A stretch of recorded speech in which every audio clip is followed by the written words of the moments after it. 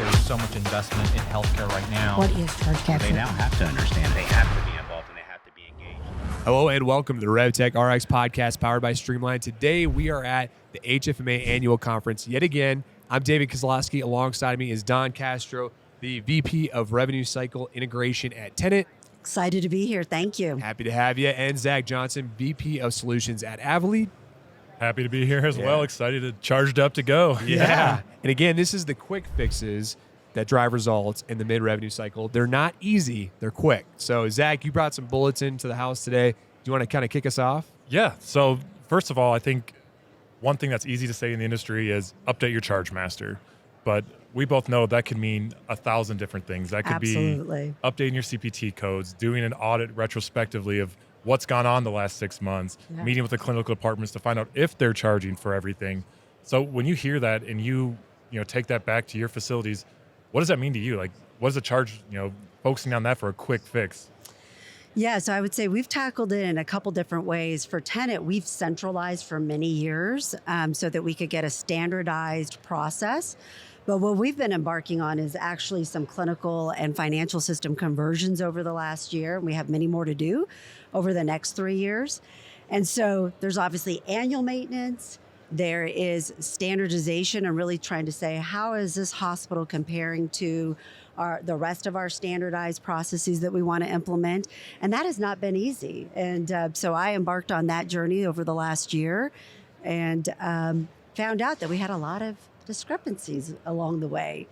And with that, I mean, the discrepancies, they're so hard to find because half the time you don't even, like you said, you discovered them because there's no way to know unless somebody's digging through all that, or if you have a solution that's automating it.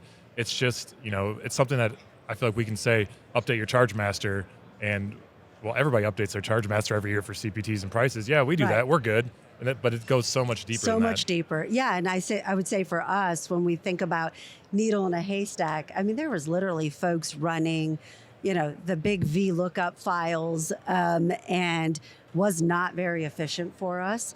And so that is, one of the areas that I struggled with and needing. We had 19 hospitals that we need to convert of saying, okay, they're on Cerner or STAR or Meditech, and we're going to put them on Tenet's standard clinical, which is Cerner, and their homegrown PBAR system, which is the financial. And so when you're trying to compare all of the existing technology that's in there and saying where do these fallouts reside, it's been very helpful because for us it's more of an exception-based strategy. Right. And when you're doing multiple, we did individual hospitals initially, which we intentionally started with the small hospitals. Right. But now we're in multi, markets with multiple clinics. And that's where we really needed the strategic partnership for that stabilization and more of an exception-based strategy. Yeah. When you mentioned the VLOOKUP is inefficient, what is the reasoning for it? I mean, instantly I feel like that's the first thing to go to, but you mentioned the needle in the haystack. There's a lot of things going on. Can you deep dive into some of these things that need absolutely. to happen? So we had, someone who is definitely a Excel guru, and they're very proud of it. But hours and hours that they were spending kind of saying, okay, Tenet's got this standard CDM that they use in their financial system. They use Cerner for the clinical systems. And then they might be on an Envision or STAR. So before we're doing our conversion, we have to say, okay, they're on STAR or Meditech, and here's how they're charging for these processes, and here's where we want them to be in the long term. And so having a repository and someone to say, okay, here's what's in Cerner, here's what's in PBAR, here's what's in Envision, and here's all of the discrepancies that reside out there today. So you're either charging, for every 15 minutes for OR time, but this hospital that we're converting is charging by the half hour. So understanding those gaps and where we need to come up with that standardization, it was not easy to figure that out in a VLOOKUP, quite honestly. And so there were still discrepancies that were popping up, and people were manually going through that. And again, we were smart enough to know where we needed the support and the additional, expertise, and having someone that actually understood Cerner and the way those tables work was very important to us. Even more than that is you can have all that data, but you still need the bridge to the clinical side where some of those discrepancies, you need to ask them, are you charging for this? What is the process? Because somebody can look at the data and go, yeah, I guess that's probably the same thing. But that communication process between Rev Integrity and the clinical leaders is so important. And the clients who I've seen be successful, that's the communication there is key. They have it great. They all understand the big picture. And I don't feel like that happens everywhere. It does. And, honestly, I've been with Tenet 30 years, and we thought we had a good little trap by the centralization type process. But as they purchase new hospitals, and we, are trying to retrofit them into what that Tenet standard is, you do the bare minimum initially to get them integrated in. I mean, we're going through the motions, but reality is until you're on the same clinical and financial system platform, which is the journey that we're on, it's hard to get you exactly where you need to be. Even more importantly, you hinted at there a little bit, is when you're bringing them on that new system, understanding the charge capture process. Because that's such a thing that I feel like is missed in conversions of the clinical folks truly understanding how they're charging. They're just told, oh yeah, it'll drop charges, don't worry about it. Yeah. But no, how was that effect? Because then they're going to keep that in the back of their mind because they don't want to do charging, which I agree. You don't do charging. You just document what you need to do. But here's what's going on behind the scenes so you understand if you skip this step, exactly, somebody from Rev Integrity is going to be all over you. Yeah, and I'll tell you, we've intentionally created a partnership in one of our markets that is very, very challenging. They've got 5 hospitals, over 100 clinics, and they didn't understand how their systems were interconnected. They just knew if I click this box, I think it's working, and they didn't realize that it wasn't. There's deeper clinical documentation in Cerner as an example, or maybe they needed to use a manual tick sheet. They had no clue until we went in and said, okay, you're missing 3 steps. Oh, and by the way, when you do make these updates for a new CDM, you've got to notify these 3 systems as well. So it's change management, it's adoption, and it's just ongoing maintenance that, there wasn't a great governance structure. Right. So you mentioned a lot. I know. Related to this one area. And if I'm listening in and I hear that this is about quick fixes, what is your pro tip to make it actually a quick fix? Not an easy fix, but a quick one, because it's a ton. Yeah, it is. And I'll be honest, I didn't realize personally that how much it would take to have this ongoing maintenance. But I would say, having a repository where all this data is housed and more of the exception-based and leveraging the tools that are out there, it's cut down our time and being able to identify those problems. So for me, that has been really important for us, at least for these markets that we've converted. I would say the quick side of that is communication. If your clinical teams and your Rev Integrity teams are not having conversations, there's your quick. Let's just start having that conversation of, here's what you guys are doing, here's what we're doing, here's the problems we have.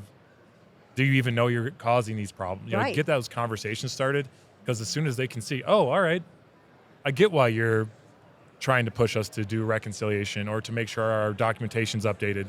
Like that's a quick conversation to have where you can say, okay, we're going to meet once a month just to, we're not even going to do anything yet. We're just going to talk about our struggles together until everybody gets that buy-in of, really, because that's, to me, the clients I've seen the most successful.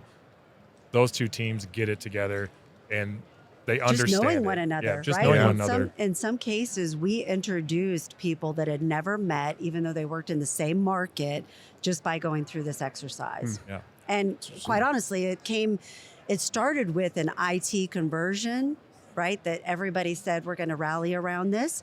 But my background is operations. And so I said, okay, we got to wrap this around change management. So organizational change management is never easy. Right. And so we assessed, why hasn't this worked since 2013? Well, the way it was being approached was, here's the tools and we'll see you later, right? And it's kind of, no, that won't work. Yeah. So you're right. The communication is key. You're mentioning all these great things, and it may work for Tenet. Tenet's a massive organization, but I mean, how does that affect? How do you do it with smaller hospitals where you don't have the big teams and you don't? How does it become truly you said not a quick fix, but a fix that is actually obtainable? Yeah, so we've been pretty fortunate that in either an acquisition mode that either Tenet and or any of our other partners, we've been able to apply these lessons learned to individual hospitals. So, Tenet owns Conifer Health Solutions.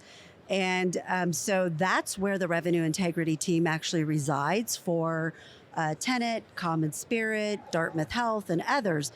So that team is centralized already.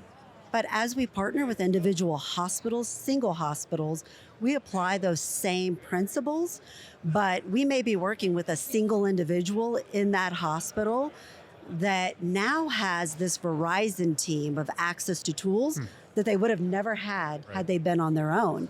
And so we make it, I'll just say, tailor to them, but we still want to give them all of the tools that they can use that would come as a part of a standardized process. Standardized, annual updates and the knowledge that we bring to the table, but unique to that individual hospital. Sure, and I think the automation part of that is really what those smaller facilities can really leverage, because they don't have teams that can go and, hey, go research this for the next 2 weeks. They're wearing 10 other hats. Right. So it's even more important to me, the smart facilities I've worked with, that they have some sort of automation to help them do that. And it makes me excited because you can really see change quickly there. They're usually small, tight-knit groups. Everybody knows everybody. So if you meet with lab and you find missing revenue of $1 million over the last quarter, that changes that organization completely. Absolutely. And then everybody can start to get bought in even more and more. And that's really, for those facilities, it's a huge deal. And hopefully with some automation pieces, you can really make it that one person where either technology or a great process, they can leverage that. And I think, a lot of times they go live with an EMR and they're kind of left out there on their own because they can't afford consulting. They can't afford all these products. So what do? And I think the Chargemaster is a great spot to start and say, if you can get this and you can get your gross revenue up, you're going to see that affect everything else in your organization. Yeah, it all starts with the Chargemaster. I mean, most of my experience has been on the back end. And so initially I didn't have an appreciation for how important the Chargemaster was until I started trying to fight denials on the back end, or, CPTs were off and health plans had certain requirements. And so I started diving in deeper into the CDM world. And so in my new role, doing these integrations, it's exciting to actually be able to transform that and do it the right way. But it is the central point of these hospitals. And so to your point about these smaller hospitals that wouldn't have the ability, having a partner, someone that actually plays in that space that's knowledgeable is really important. It sounds like in the smaller hospital arena, it almost comes across like you're stuck, or it feels like you're stuck, like you can't do anything to fix it. Pro tip, what do you got? Like, what's the biggest advice you could give to them? You step in, let's say you're consulting for free, Zach. What would you say? Consulting for free. That won't happen. Just kidding. That's pretty much all I ever do is I try to talk through products and give away consulting for free. I would say just having that, what are their initiatives going to be, for that, if you could do something the next 6 months, what would it be? But then taking a look at that Chargemaster, and I know it probably sounds a little too arrogant, but I could find a ton of revenue in 2 weeks. Just by knowing the clinically driven revenue cycle and how that process works, we can get that revenue piece up. But it's really, trying to find something that's going to be sustainable to leave behind. Because I've done consulting work where I go there, get them all cleaned up, they're doing great. 6 months later, pick up, we're a mess again. Back to square one. Right. It's really that standardized, that change management process that can be a ticketing system, whatever it's going to be, something to keep that streamlined and that, it makes it as easy as possible for them. Yeah. And I totally agree. And I think for those areas that, don't have a process, figuring out how can we help them. I mean, you're probably the same as I, asking just a few little questions. Are you using charge tickets? How are these batches? You can ask just a few questions and figure out, okay, here's the sweet spot. If they just change these 3 things. And again, there's the balance of, giving some things away for free, but also you could, really make their lives a lot easier. These groups that we've been working with that have been doing this on their own for quite some time and now have this access to this Verizon team of SMEs that have been living and breathing this for years. One of the nurses was just like, I don't know how I've been doing this all these years without the support. And she was in tears. Jeez. And that's when okay, we can make a difference. Wow. Yeah. That's awesome. That's Yeah. incredible. You keyed me into mine. I'm sorry, I didn't mean to cut No, you're you off. good. You're good. Get rid of manual charging. That's what I would do right there. If I could go to an organization and do one thing, I would say bring me all your departments that are manually charging still, and let's get them dropping charges through clinical documentation. I I would just do that. Say, let's just do that and then move on. Because even if it doesn't increase revenue, your clinical teams and the people who are having to manually fill out those tick sheets, their lives are going to be so much better. Yeah. That's what I would do. You let me. As soon as you said, I was like, "Yep, that's what I would do. Just get rid of manual charging." that would be the first start. And I'll tell you that as a part of these conversions, we are absolutely trying to do it. It's a matter of getting folks bought into that change management, and does the clinical systems and the service lines that they provide support that? So, as an example, all the big ones, lab, radiology, ED. Perfect. But you start getting into the therapies and all these things that aren't flowing through. In my example, Cerner, I was like, how can I get them on Cerner? So that it's a bit of an evolution, because for me, that does, that's the first trigger. What EMR are they using that would drive that non-manual process? You both make it sound as if it's this harmonious, beautiful world when you actually implement this tip, this quick fix rather. And I gotta ask, what are the repercussions if we don't do this, right, as a hospital? And then if you do, what are you've touched on the benefits, but give me the holistic view. If you don't do it, this is what's going to happen. If you do it, this is what your life can be like. Well, so I will tell you, I mentioned earlier that, we bought a group of hospitals, Tenet bought a group of hospitals in 2013. As a part of that, we started doing these conversions and to their Tenet, standardized platforms. We did not do a great job in our first round of hospitals, and it happened to be 6 hospitals that we didn't do good change management. Folks didn't understand. They were moving from Meditech to their Tenet standards, and the CDM was not managed appropriately. People didn't understand what wasn't managed appropriately. And so we ripped them apart. We couldn't drop bills for 9 weeks. The revenue cycle came to a halt. Wow. It then halted the rest of our conversions from 2014 to 2019 because they were afraid. Right. Jeez. Rightfully so. Because had they not been a part of a large organization that other markets were basically funding the payroll, they wouldn't have been able to survive. Yeah, keep the doors open. And so that's why you have to take a step back and really think about everything that goes in. And honestly, it was all about the CDM. Yeah. And so going into these conversions, having lived through that pain and suffering of the 2014, we call it tsunami, we knew we had to do something different before we even embarked on this journey so that we could go through the change management, make sure that we had a good strategy before we even started to, do these conversions because we didn't want a repeat of that. So 9 weeks is a long time to not bill a claim. Long time. And so that's my why. Yeah. Difference between success and not. That's crazy. Well, especially during that conversion process, I think the biggest thing, and I tell all potential clients is, whether it's somebody like myself or a different company, find a trusted advisor to help lead you through that. Somebody who's done before. Right. You've done a ton of them now. Just on the side, let me help you when you have those decision points where you're not sure, to avoid those pitfalls. Right. And then I think the thing that we're not saying why these are great, easy fixes is this is from Rev Integrity initiatives. The IT department has their own initiatives. Clinical has their own initiatives. The billing department has theirs. HIM has theirs. So how are you going to put your initiatives first? Because it's easy to say, let's do this, but you have to compete with everybody else's top priorities. Right. So it's not just going to be like, Exactly. oh, I want to do this. Yeah, everybody's all in. No, you have to fight and prove why But it's I so challenge, valuable. like, this actually keeps their jobs, right? It should be the number one, correct? Like, It your should doors aren't going to be. be open if you can't do this. Exactly. Well, and But tell also, Is a it- clinical person that their priorities are Chargemaster and Sure, sure. That's, yeah, and they may not they understand. don't the understand whys. it. Why? Yep. Exactly. So if you can connect the dots, I mean, we've tried to tie back the whys, whether it is charge capture or denials, and explain to them, you just wrote off a CT scanner. Yeah. Like if had you captured you could have bought a new CT scanner. You could have got that new equipment. Sometimes that connects some of the dots for them.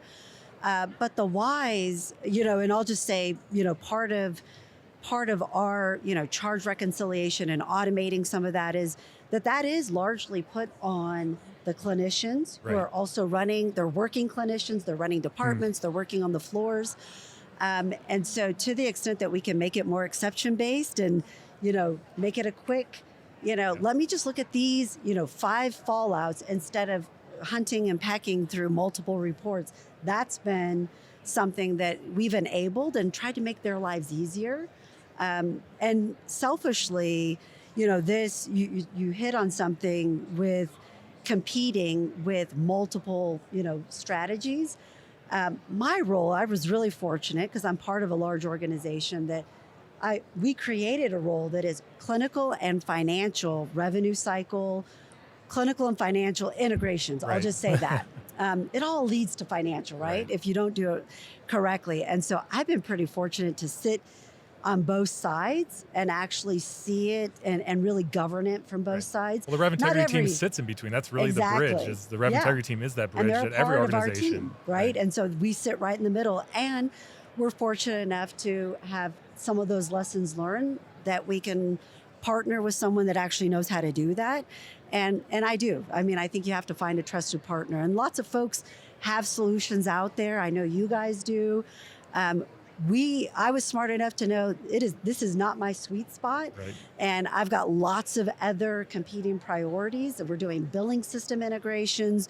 We're doing all sorts of things. And so having partners to come in and help advise us is critical. I know we're coming close on time, but I do got one question. You said a minute ago, and you said you try to connect and you show the why to the clinical staff. What would be, in your advice, the best way to communicate to all these other business partners internally that this should be our number one focus right now? Because in my mind, I'm going to go out and say, you're not going to have a job if we don't do this. Yeah, But, exactly. I mean, is that a good tactic? I'm going to take what kind of Yeah. you said, and it's really, you almost stole my sales pitch when I'm meeting with clinical departments who've never done charge reconciliation before, and we're pitching a new process for them. It's is your budget tied to your revenue? Yes. This will increase your revenue. This is going to increase your budget. You're going to be able to hire more people. You're going to have more productivity. Is that something you're interested in? And it's like, Right. oh, yeah, I definitely would do this for 15 minutes a day if I can increase my budget for next year. All right, now it's like the why. We've been talking about that the whole time today. The why, getting them to see the why. And once they get there, it's like, all right, I see what you're doing. Yeah, and that's exactly it. I mean, we're talking about change management and stats. Like folks talk about, I had X number of visits, and stats are important in hospitals, right? It's activity based, and so that's how they get more staffing. And so the more that's accurate, Yeah. it does. And that connects to hey, maybe you could hire that person so you're not a working director out on the floor doing lab draws or radiology Right. and running around the whole hospital. Yeah. So yeah, that's exactly what we do. Oh, that's fair. That's great. Don, Zach, hopefully you guys can join us again soon on the RevTech was. Rx It was fun. podcast. Thanks so much. Thanks for Appreciate having it. us. Thank you all so much for listening in. Again, I'm David Kozlowski, the RevTech Rx podcast powered by Streamlined. Take care.